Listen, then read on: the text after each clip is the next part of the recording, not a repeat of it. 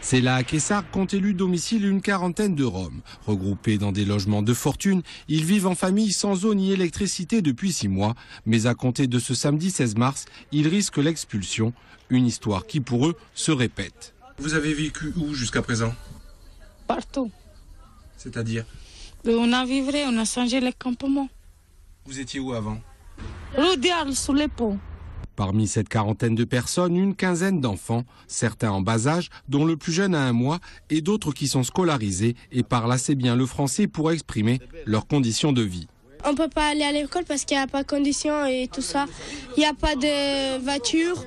Tout le monde, je dis à tout le monde, je dis s'il vous plaît, est-ce qu'il vous peut me ramener à l'école? Il y en a qui me ramènent, il y en a qui ne me ramènent pas. Et comment elle est ta maison? Elle est misérable. C'est pas bien. Qu'est-ce qu'il faudrait changer?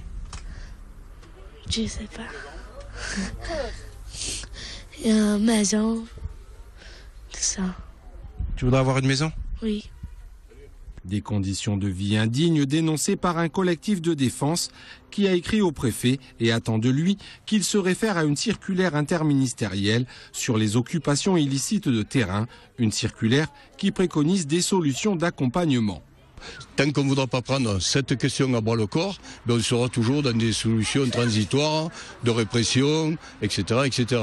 On ne va pas les sortir au milieu de la route, alors que c'est soi-disant parce qu'il y a des travaux qui vont être engagés par Réseau Ferré de France pour faire la bretelle de contournement de Nîmes dans le cadre du TGV. Donc vous voyez que ce n'est pas urgent pour samedi matin ou pour la semaine prochaine. Samedi à 6 h du matin, heure d'une possible évacuation du camp par les forces de l'ordre, le collectif sera présent.